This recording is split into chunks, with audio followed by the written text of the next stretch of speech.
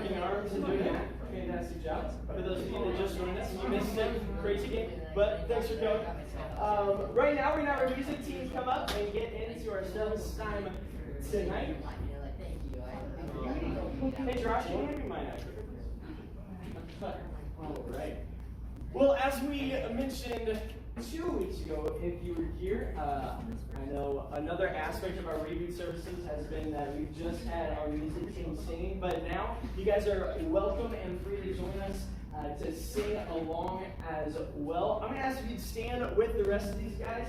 You sing better that way, and we're singing to God. So go and stand with us. We're going to start with our first song, Here I Am to Worship. The words will be on the screen, so you've never heard it before. Still, and sing along, Here I Am to Worship.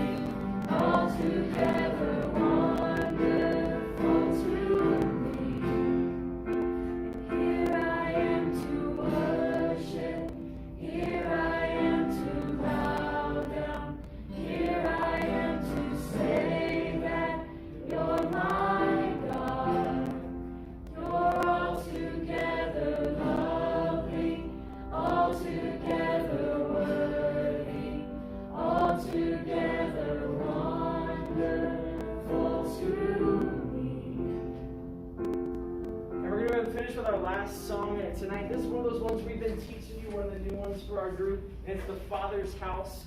This final song before we get into our message talks about how we can leave our shame, our guilt, and our mistakes. We can leave those in the past because of what Jesus Christ has done, that in the Father's house there's love and forgiveness. So pay attention to the words of these songs, sing it out, and let's prepare as we worship together.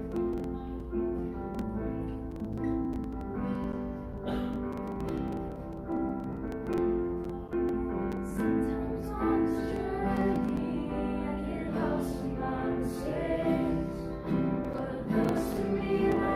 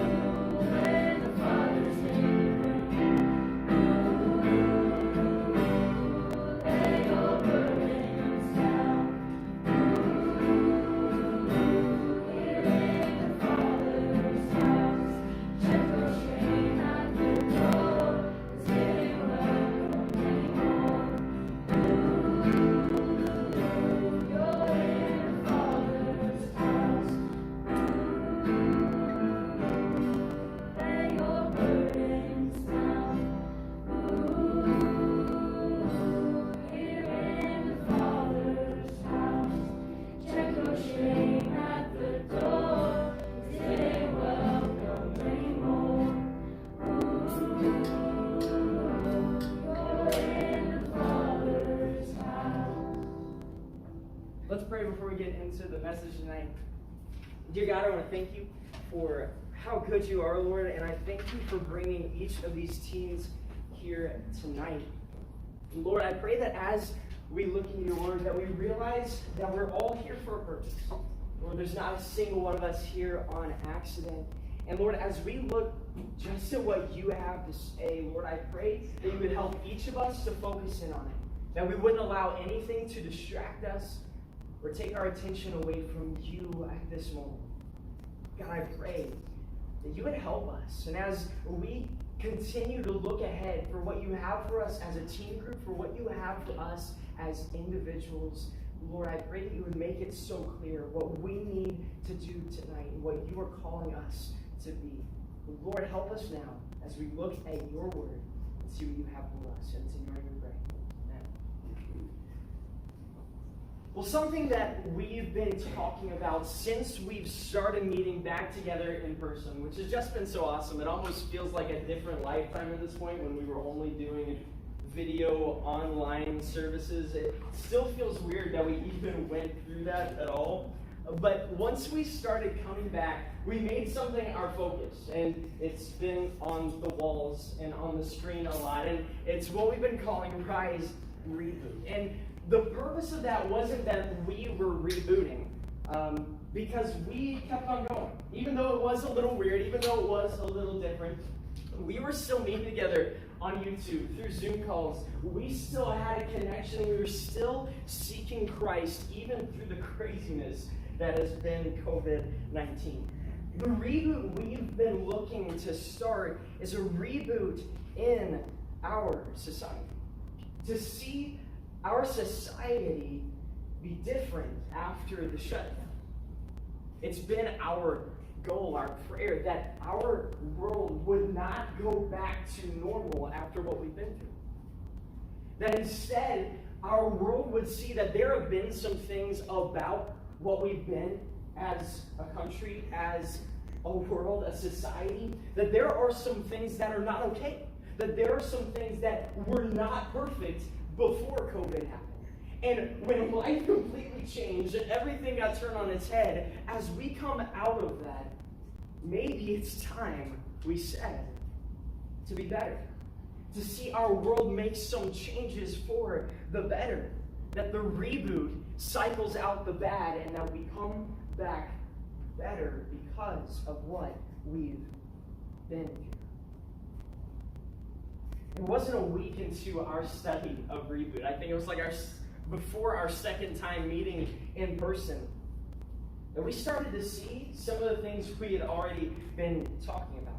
The anger and the bitterness in our society started to flare up. It hasn't really stopped, has it?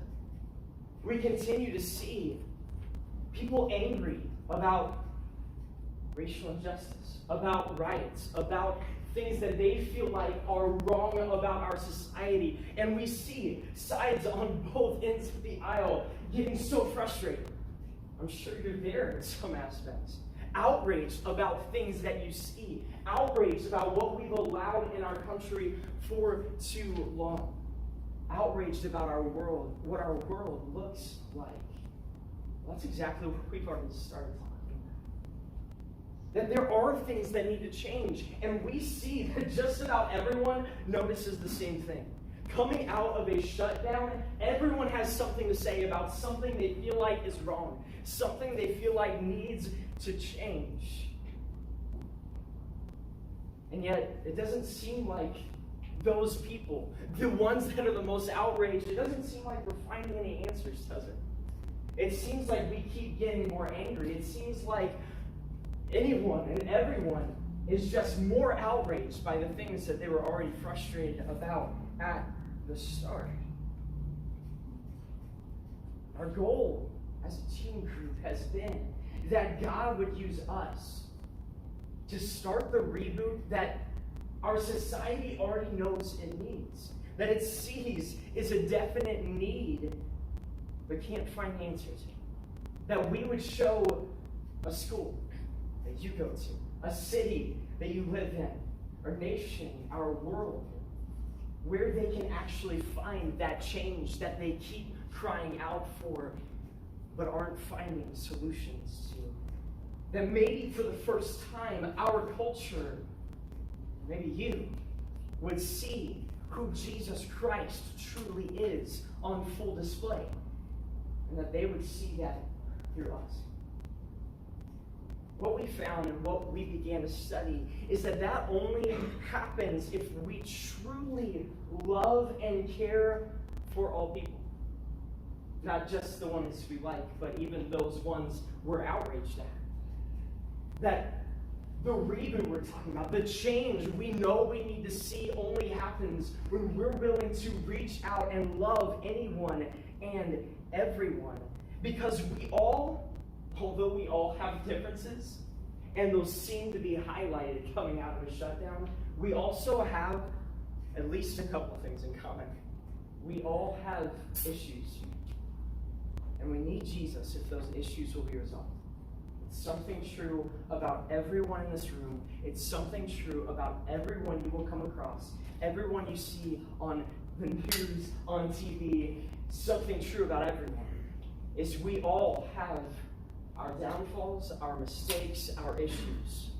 And Jesus is the only one that can solve that in you, in them, in all of us.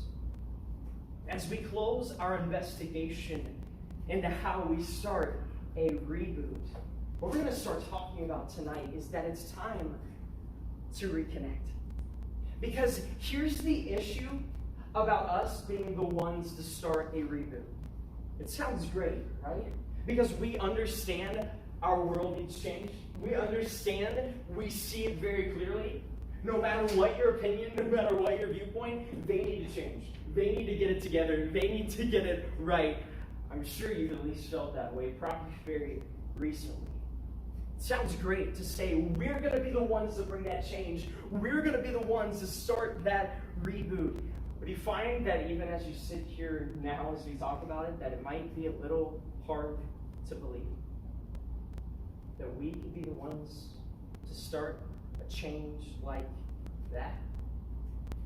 You're thinking, okay, you say we just need to love everyone, but we look out and see absolutely no love for anyone. You say that what will change and fix the greatest issues in our culture is God. Do you even see the issues that are going on? You see how wrong they are, or that side is? Do you understand these issues that are happening? Do you realize that most people want nothing to do with God at all anymore? Those are questions that can run through our mind as we say, we're going to bring change through Jesus Christ. And you say, pump the brakes, hold on a second, because that doesn't really seem possible. It seems a lot more like a fairy tale that we could bring about that change. In our country, even in our city, it seems so big. It seems so impossible. At best, maybe we think starting a reboot for Christ is a great idea, but something we can't even comprehend acting on at the large scale we intend for it to take place. We know everyone needs it. How does it happen? A great concept. But it seems like something is missing. You ever done a connect the dots picture? It's been like a long time since I've done one of those. But I know, like, you take a look at it, and at first, it's like, there's just a mess on this page. Like, I could probably just take a pen and just randomly start stabbing the paper and be like, hey, pay me for this coloring book. That's kind of what it looks like when you first take a look at it. But you kind of see the small, tiny numbers that say, dot number 1, dot number 2, dot number 1,556. That's going to be a long connected dot. But what happens, and you kind of see it in this picture, is that as you start connecting the dots, what at first seemed like a mess starts to become a picture. And as you connect more and more, you see that there was a purpose behind all the random dots and the random mess that at first seemed like. It starts to take form. It starts to make sense. I'm going to ask you, if you have a Bible with you, to turn to Isaiah 55.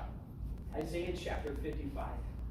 We're going to look at that in one more passage tonight, but this is where we're starting. Isaiah 55 and verse 8. If you don't have a Bible with you, we'll have it on the screen, but I want to make sure you see what we're talking about tonight. Isaiah 55 and verse 8. In our picture of life, right now we see the dots. We know our culture needs change. We see it evidently. It sticks out to us like a sore thumb. It's almost like every day we get up and see something more wrong. We see something that definitely needs to be fixed and definitely needs to change. And while we can understand that God is the only one that can bring that change, there seems to be a disconnect. It seems like there's something missing. It's not connected. How many of you guys are doing online school right now? Online school, or you have done online school, maybe you're back in person now. A few more hands. Did you ever run into the problem where, like, you were chilling, you were, camera off, listening to your teacher, or yada yada, and then suddenly the teacher stops talking, but it was like mid-sentence, and you look at your computer, and the Wi-Fi is blinking red, or the teacher's just frozen. You take a picture because the face looks hilarious, but you're like, oh, there's a serious problem here. What happened? You got disconnected, right? And while at first you may be like, oh, cool, I get to class. There might be some issues with that, because you start to miss out on information that this is definitely going to be on the test. Make sure you write this down. And you weren't there because you got disconnected. You had internet troubles. And then you get back on and they're like, where were you? You skipping class? I see you. And you're like, I didn't mean to, I'm sorry. Disconnecting can cause issues. It can keep us from getting to the place that we actually need to a class. But when we come to the place where there are important things in our life that we know need to be solved, that we see in our world, that we know it's an issue, and yet the answer of how it gets solved seems impossible. It seems like it's just never going to happen. That there's a disconnect between I know this is right and I know this going on needs to change, but how does it happen? And it seems like there are so many insurmountable obstacles in between the answer and the issue. What we are missing in those situations, the things that make you the most angry right now about whatever it is, and what we're missing is the truth about Christ that brings those two thoughts together. There's so many thoughts about what would really fix all the problems of the world, don't we? It's very rare you'll find someone that doesn't really have an opinion on anything that's going on. Whether it's just a small thing that's happening in your school or a big picture thing that everyone's talking about and everyone knows about, no matter who you talk to, someone has an opinion on it all. And we always feel like ours is right. But the issue there is that, we've got a room full of 50 people, and if everyone has a different opinion, where does it stop? Where does the truth begin if we all feel like we're right? Or maybe you just feel like there's so many obstacles, it makes it impossible to connect the dots. I don't even know where to begin, but I know it's not working. And the reason we think that way is because our thoughts are not directly connected to the truth.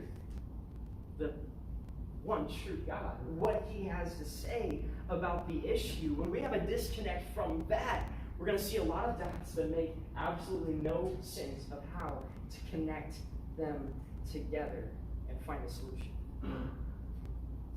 We may have an opinion. We may feel very confident in our opinion. But I need you to get this. If the end result is not what God has told us it should be, then we obviously have a different view of the situation than God does. If God tells us that if you're a Christian, if you claim to be a follower of Jesus Christ, that you are supposed to go out into the world and let everyone know about the good news of what Jesus Christ has done for us. If there's a group of people that you say, I can't to them because of this. You may feel validated in your opinion, but it does not line up with what God has to say, because he says that he died for the sins of all mankind. So if our view and our disconnect is different from what God says should be happening in our life, no matter what it is, we're viewing it differently than he does. Because he obviously sees a path that says you can accomplish this. So if he looks at the group of teenagers here tonight and says you can reach your school with the gospel of Jesus Christ, because he wants everyone to know about what he's done and who he is and how much he loves them, then whatever it is that you follow up with, but I can't because, then you're viewing it differently than God is. Because God has you where you are, in your neighborhood, in your school, in this city, for the purpose of showing others who he is. So we need to view it God's way to be able to connect the dots. Isaiah 55, 8-9 gives us a great perspective on this. I want you to take a look at it. In verse 8, the Bible says, "For my thoughts are not your thoughts." This is God talking. "My thoughts are not your thoughts, neither are your ways my ways, saith the Lord.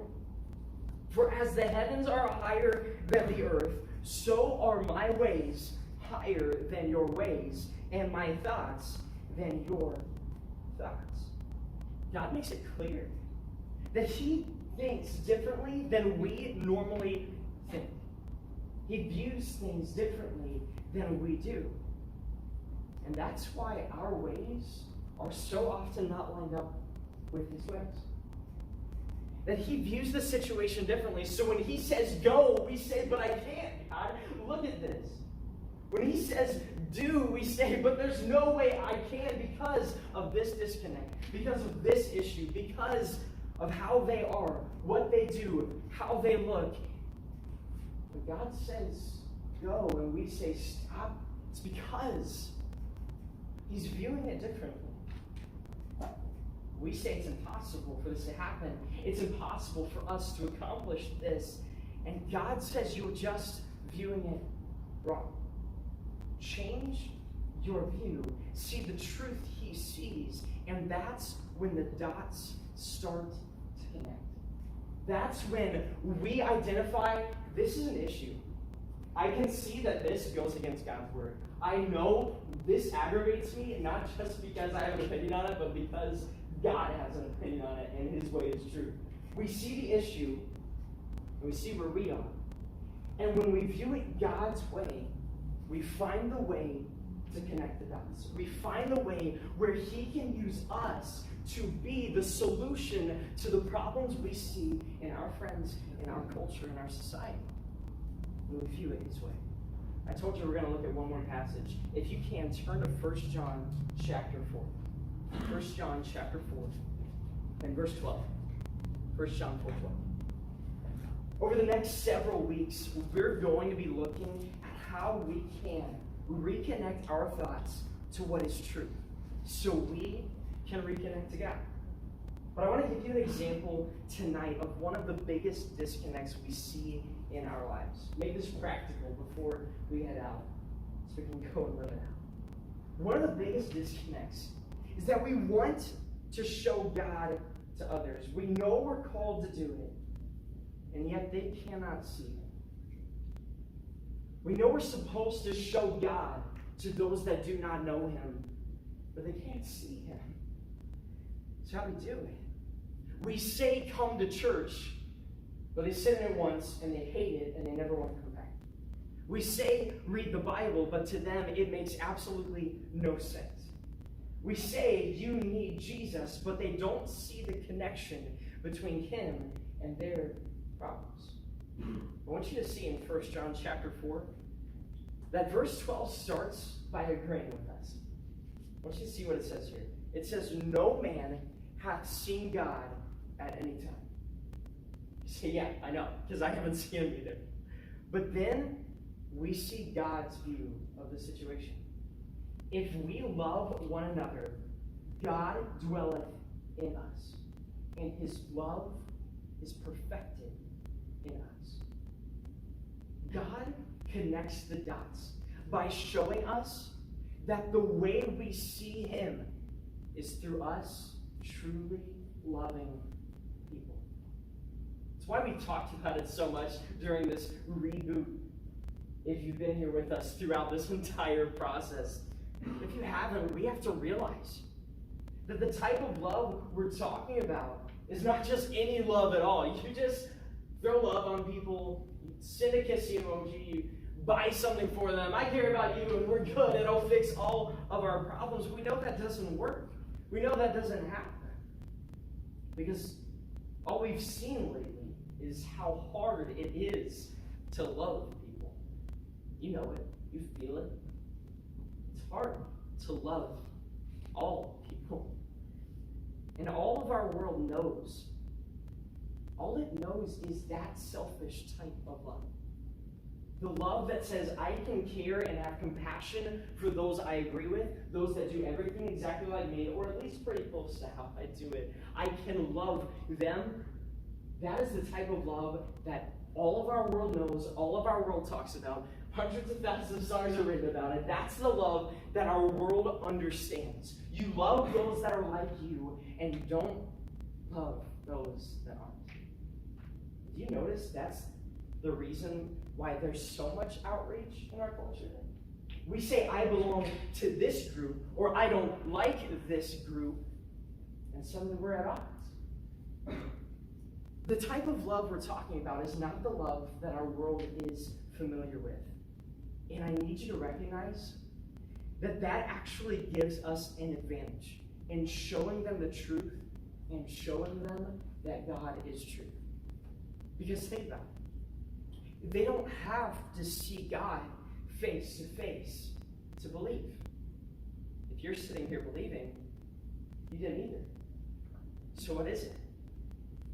They don't need to see mountains moved. They don't need to see you walk on water. They don't need to see dead people raised to life to see God. Because if we love every single person, no matter who they are, the way God loves us, they will see a perfect and undeniable image of God in us.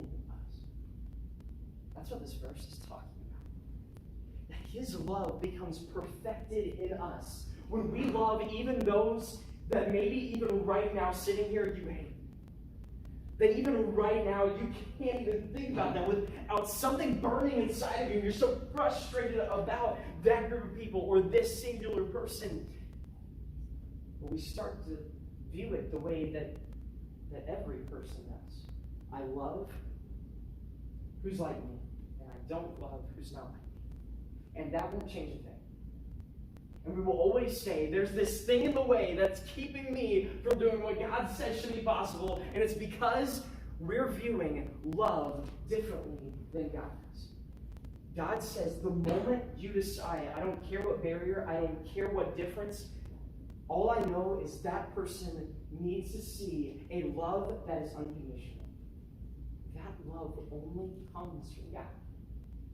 That love is only seen in a God that would leave his throne in heaven, come be with his own creation, and allow them to nail him to a cross and die. That love that would say, more than my own life, I love you. Even though you're the reason I'm hanging here, I love you.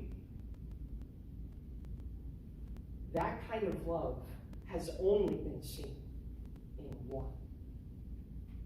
And he lives in you.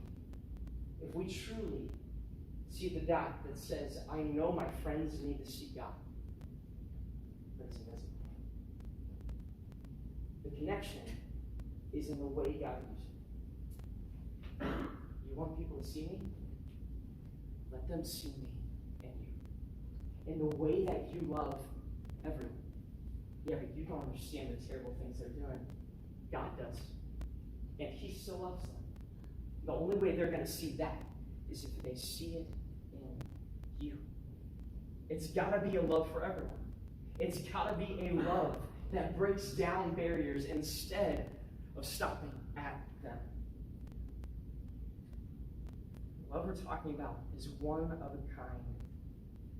And that unconditional love is the ultimate proof of God. What God is challenging all of us to do tonight is to reconnect our thoughts to His truth. We all have thoughts about a lot of different things. I hope throughout the next few weeks you'll keep coming back as we cover a lot of things we go through. A lot of things we know we're facing right here and right now, but it just doesn't make sense how we can make a difference. God has a plan for us to do it. He shows us in His Word, and when we take His viewpoint instead of the one we've been running with on our own, we start to see how it all works together to be a beautiful picture of God's love and grace and how He wants to change this world forever. He wants to do it in you. He wants to do it in a team group just like this.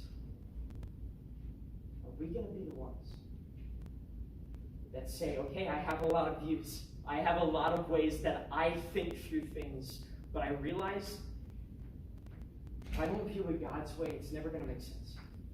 I'm always going to be frustrated. I'm always going to be aggravated with all the wrong in the world. But God is the one that came to make wrong things right, to heal the broken, to change those that seem unlovable, that seem too broken. They're not too broken for Jesus Christ. It's time we take God's view, first, on how we love people. But in general, are you willing to say and commit to God that we're going to reconnect our thoughts to His truth so He can work through us to change our world? Dear God, as we all bow in prayer tonight, I want to thank you for what you show us, that your ways are higher than ours. That your thoughts, they're different than the way we think. But Lord, you've shared it with us. You've given us your word so we can see how you view these tough situations in our life. And Lord, you call us to view it your way so we can see the wrong made right.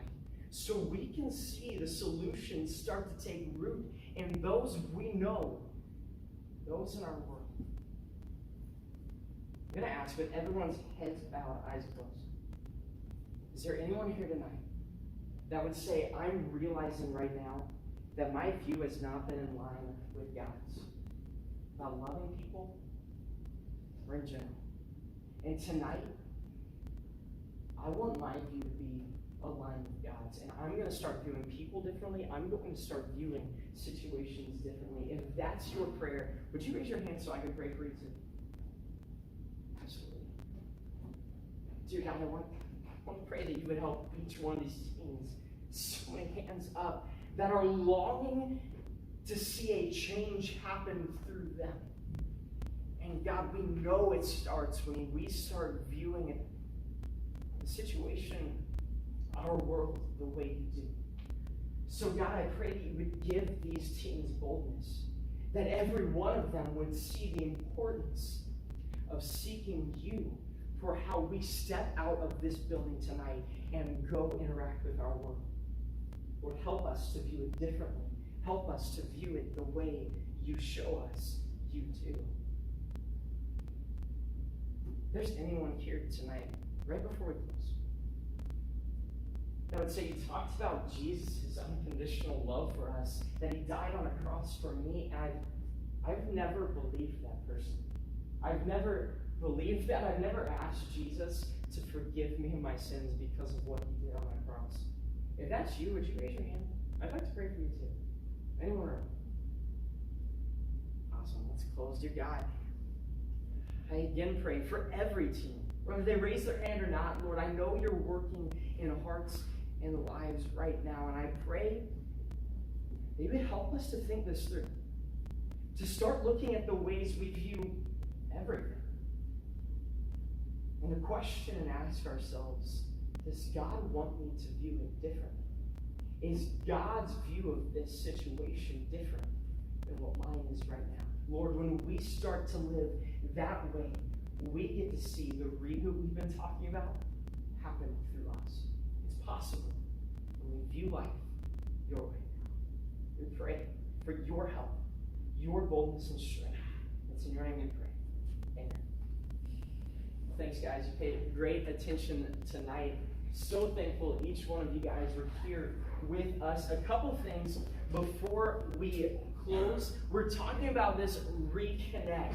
And something, especially with COVID, and we've only been meeting on Wednesday night, something our entire church is doing this Sunday night is we're having a life stage reconnect. And what that means, we have tons of different classes that pertain to each stage of life. You're sitting in our teen life stage because you're all teenagers. Congratulations if you just figured that out. I'm very proud of you. Thanks for being here. And I'm going to ask you, come on Sunday night. It starts at 6 p.m.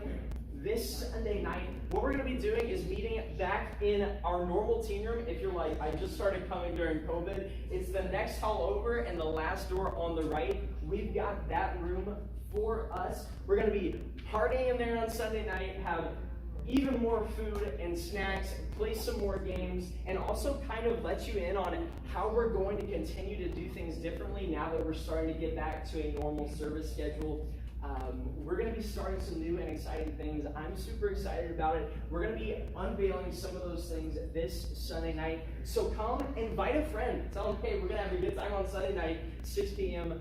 Bring them, come over to our normal teen room, and we'll have a great time with that. One more thing, and then you guys are free to go. We mentioned a couple weeks ago our college days trip to Pensacola, Florida, to Pensacola Christian College, my alma mater. It's where I went to college, met my wife, and there's several other people in the church that went there as well. We'll be going there in November. I believe it's on there somewhere, maybe not. November 16th through the 20th is when we'll be going down there. Some of you have already signed up. It is sophomores through seniors. That's the college's rules for these type of things, because you guys already have college on your mind. You're about to step into that. I'll let you know, we checked today, and there's one seat left on the plane that we're taking. So either one of you guys takes it, or you're flying on a different plane than all the rest of us, which would be super awkward.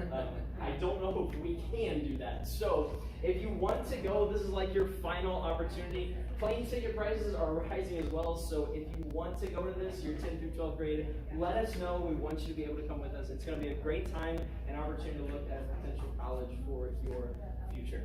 That's all the announcements I've got tonight, guys. It's been a blast. Thanks for being with us. If this is your first time with us tonight, make sure you see one of us. We've got a connection card for you to fill out, and we've got a $5 Starbucks gift card for you just to say thank you for joining us tonight. If you didn't win clumps, then this is your opportunity to get a prize as well. So let us know if that's you. Thank you, everyone. You guys have an awesome rest of your night. You guys are free to go. Next meeting.